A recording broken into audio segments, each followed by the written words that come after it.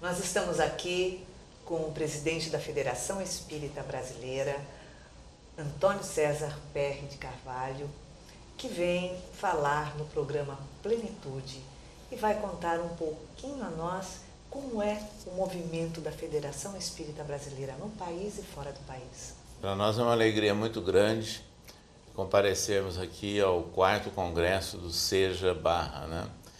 Estamos à disposição para o diálogo.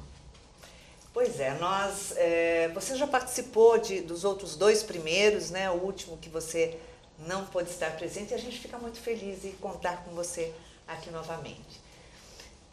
César, diz uma coisa, quando a gente fala do Evangelho, se aprofundando numa passagem muito linda que vem falando sobre o perdão, sobre o perdoar, né? A passagem de Pedro, qual o contexto que a gente pode colocar no nosso dia a dia? Perdoar é perdoar-se? Sim, o Evangelho segundo o Espiritismo, ele tem aí um subsídio muito importante. Allan Kardec conseguiu sintetizar, selecionando trechos significativos do Novo Testamento, inclusive esse do relativo a Pedro. E, em verdade, para a pessoa aprender a perdoar, ela tem que se conhecer. Ela tem que fazer aí uma autoanálise, uma reflexão interior e entender as suas dificuldades, os seus limites, para poder entender o próximo. Então, isso é realmente uma condição básica e indispensável. Pois é.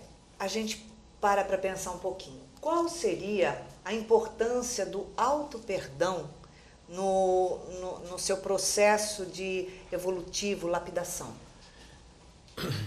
Nós, como espíritos imortais e espíritas, conhecemos aí que somos jornadeiros de um processo evolutivo. Ou seja, nós temos várias vidas. E evidentemente que cada um com a sua característica, cada um com a sua vivência. Então nós não podemos ficar carregando complexos de culpa. Esse é o ponto muito importante. É muito comum, em muitas agremiações religiosas, as pessoas nutrirem até o complexo de culpa para determinar, com isso, uma certa dependência psicológica, afetiva das pessoas com lideranças religiosas ou com ícones religiosos. O Espiritismo, ele rompe com tudo isso. Com certeza. O Espiritismo vem para propor a autolibertação. É o conhece-te a ti mesmo, começa daí. E é amar ao próximo como a si mesmo.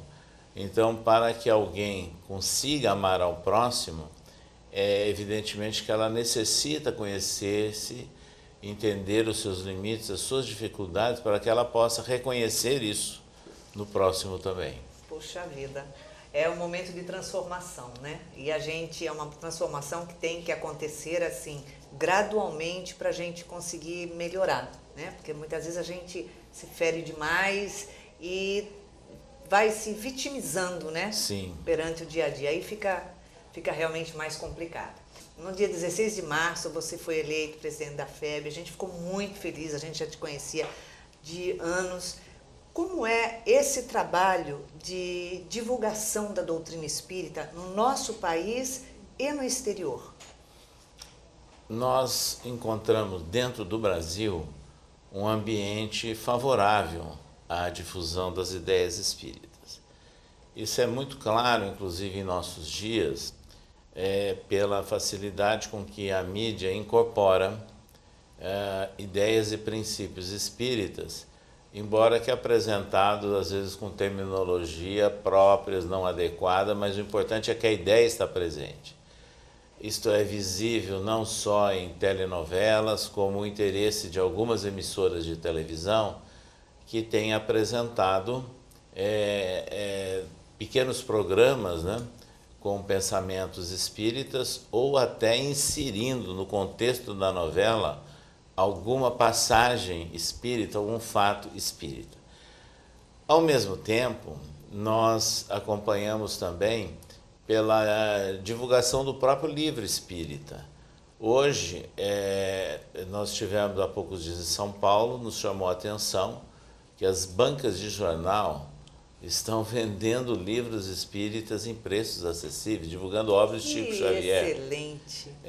A própria literatura que é editada pela FEB, hoje ela penetra com certa facilidade nas grandes distribuidoras que levam o livro às livrarias leigas.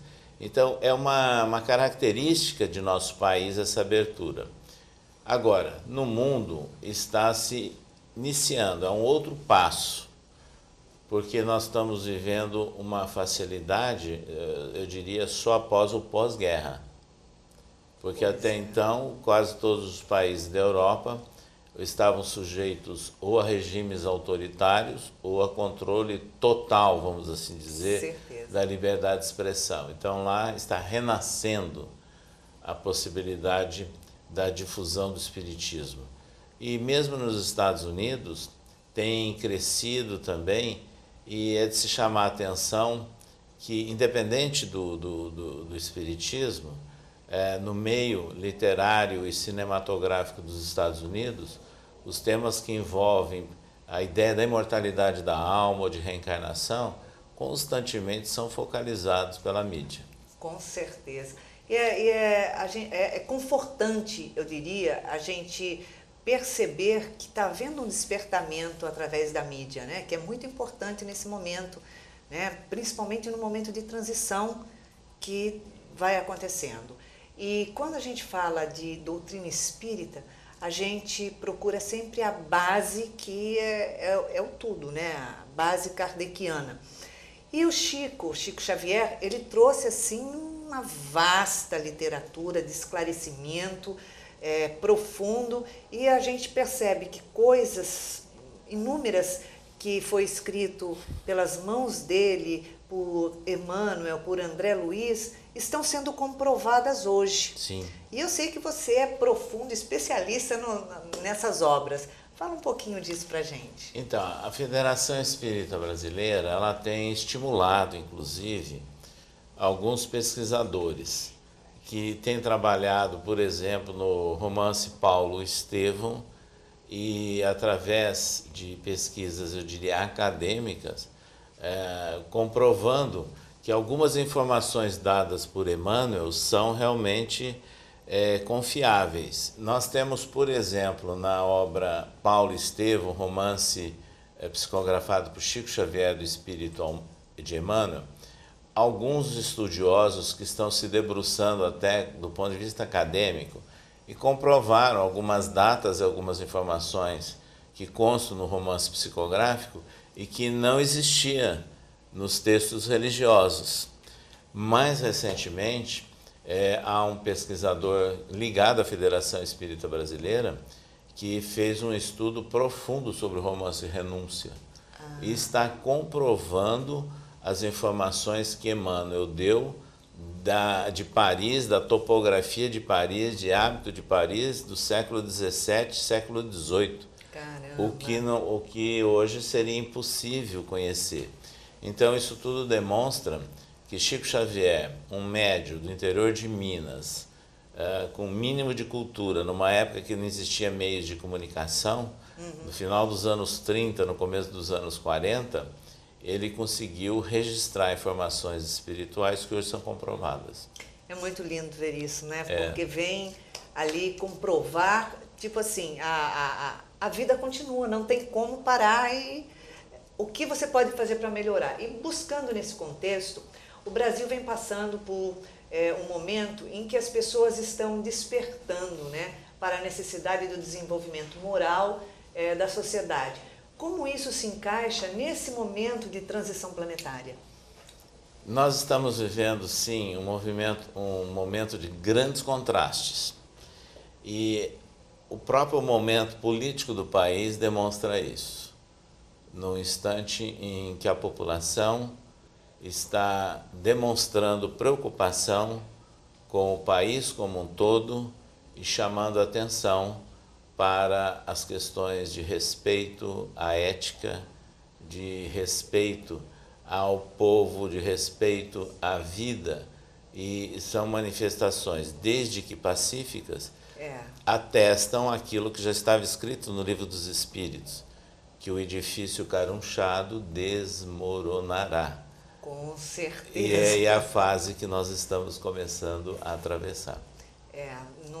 Não dá para ficar enganando Não. E mistificando e mostrando uma máscara que a gente sabe que por trás daquilo são tantas outras coisas importantes. Né? Na nossa casa, no Seja Barra, nós temos muitos estudos. Muitas pessoas falam que a nossa casa é uma casa de estudo, que já é uma faculdade de estudos, de tantos cursos que nós fazemos lá. E então nós temos toda a obra kardeciana, muitas obras de André Luiz, Emmanuel, Ivone Pereira, Joana de Ângeles, Leon Denis. Então a gente se aprofunda. E qual é essa importância desse estudo nas casas espíritas?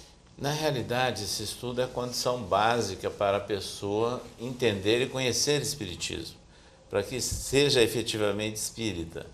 Então, a obra básica de Allan Kardec, ela é o marco inaugural do espiritismo.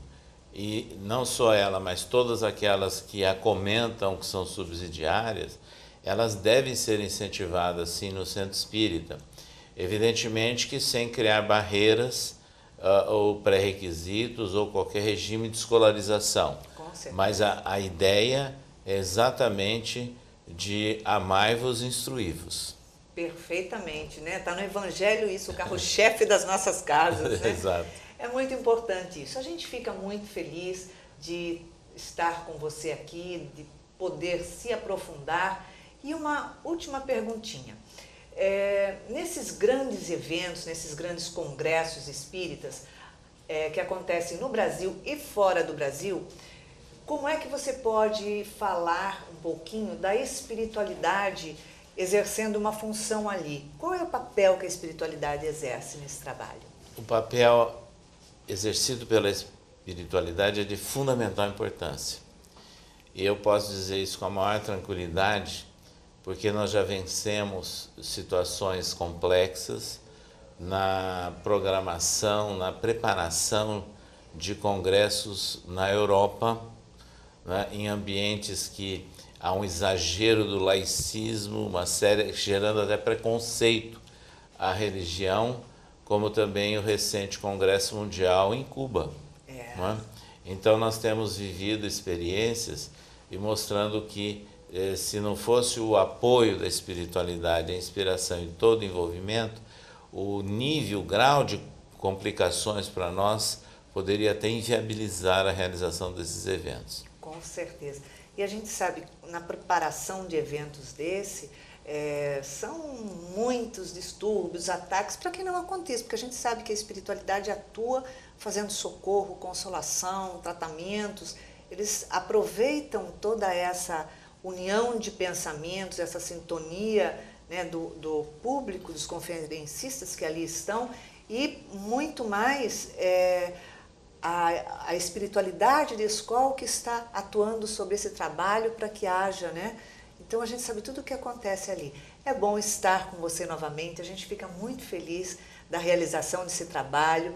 Felicidades nesse seu percurso todo na FEB, que você está na FEB já há muito tempo, e agora como presidente da FEB a gente fica muito feliz de poder estar participando disso. E fala um pouquinho também que o ano que vem vai ter o outro congresso da FEB, né? Sim, esse congresso, inclusive, ele é histórico e é inédito, porque é o 4º Congresso Espírita Brasileiro e pela primeira vez ele será feito simultaneamente, concomitantemente, em 4 capitais, envolvendo distintas regiões do país. Nossa. Usando o mesmo tema central, o temário igual. Alguns conferencistas também vão fazer um giro, mas os que ficarem fixos numa determinada cidade estarão vinculados àquele programa. Então, o 4º Congresso Espírita Brasileiro será realizado de 11 a 13 de abril de 2014. Nós teremos a região norte se reunindo em Manaus, a Nordeste se reunindo em João Pessoa, Nossa. a região mais central do país em Vitória e a região mais ao sul em Campo Grande. Serão 4 congressos simultâneos. Que maravilha! Vai ser um mega congresso, com certeza. E nós estaremos lá presentes, como sempre, e a gente fica muito feliz disso. A gente agradece sua participação no programa Plenitude e estaremos outras vezes também lhe entrevistando. Obrigado, eu agradeço a oportunidade. Obrigado, César. Muito obrigado.